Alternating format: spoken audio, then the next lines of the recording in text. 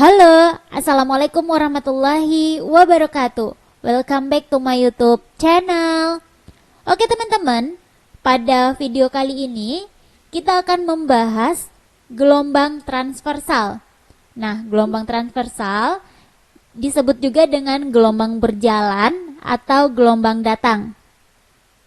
Oke, kita langsung saja ya ke istilah-istilah yang biasa kita gunakan pada gelombang transversal. Yang pertama, omega. Omega, lambangnya itu W ya. Omega adalah kecepatan sudut. Kecepatan sudut, di mana satuannya adalah rad per sekon. Nah, rumusnya apa, Kak?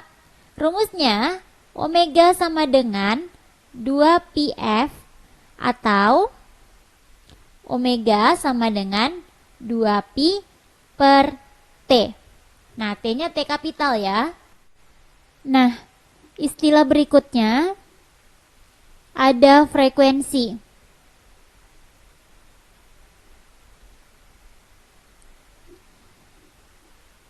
Satuan dari frekuensi adalah Hertz.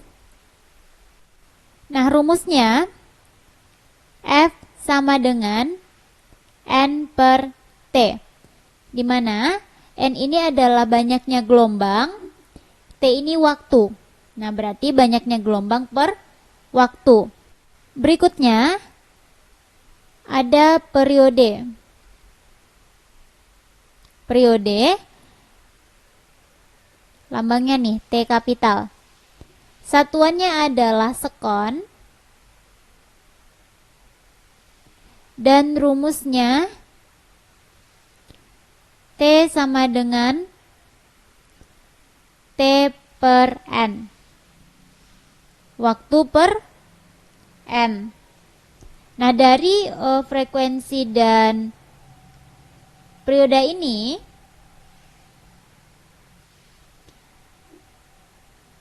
hubungannya adalah F sama dengan 1 per T. Jadi frekuensi adalah 1 per periode. Oke, lanjut ya. Berikutnya ada cepat rambat gelombang. Cepat rambat gelombang. Nah, cepat rambat gelombang ini rumusnya adalah V sama dengan lambda per T, atau V sama dengan lambda dikali F, di mana lambda ini adalah panjang gelombang ya. Panjang gelombang. T ini periode dan F ini frekuensi. Kita tulis saja ya di bawah. Ada panjang gelombang.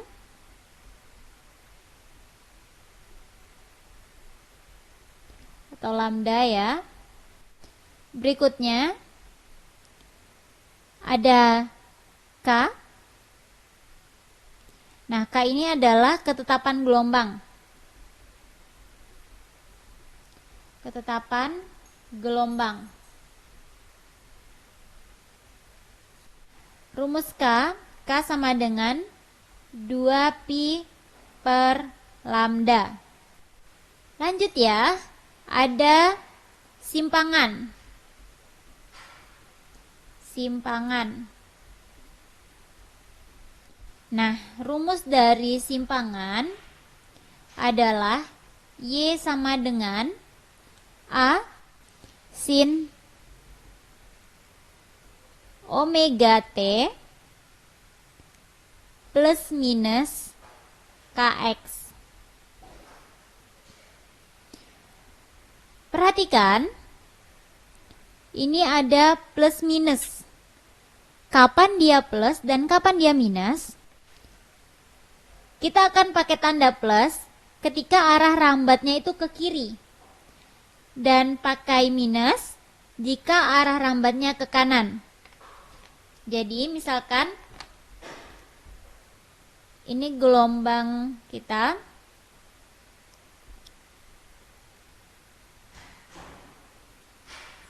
Nah, arah rambatnya itu ke kanan. Ya, arah rambat.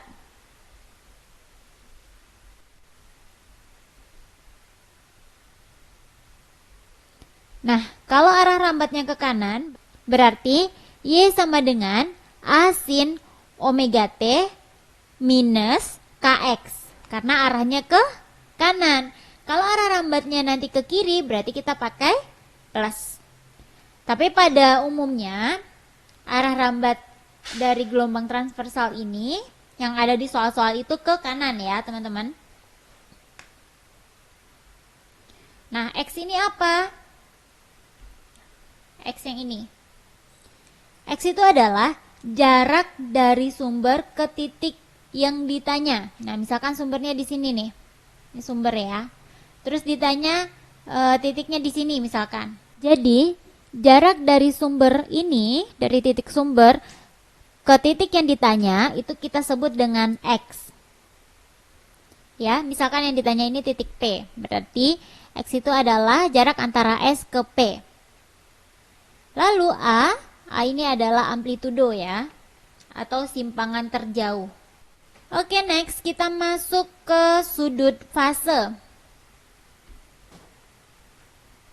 Sudut fase. Ya. Misalkan ditanya nih sudut fase di titik P berapa? Berarti rumusnya adalah theta P sama dengan omega T minus KX. Kenapa minus? Karena tadi kan gelombang ini arahnya ke kanan ya. Terus ada lagi yang namanya fase.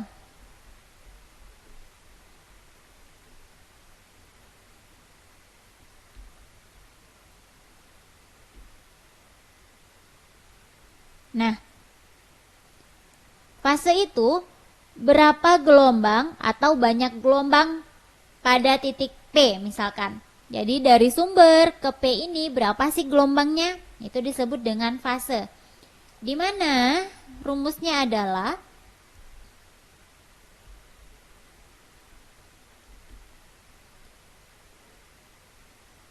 theta P per 2pi. Kalau yang ditanya fase pada P ya teman-teman. Nah, berikutnya ada beda fase ya. Nah, beda fase itu rumusnya adalah, rumus dari beda fase itu adalah theta X per lambda. Nah, misalkan ditanya kita punya gelombang nih, ya. Nah, terus ada dua titik, misalkan ini ada P, ini ada titik Q. Terus ditanya berapa beda fase antara P dan Q, berarti rumusnya adalah theta X PQ per lambda. Ya, semoga bisa dipahami ya. Next video insya Allah kita akan bahas contoh soal dari gelombang transversal ini. Untuk video ini kita cuman bahas istilah-istilahnya aja. Oke, semoga bermanfaat dan selamat belajar. Assalamualaikum warahmatullahi wabarakatuh.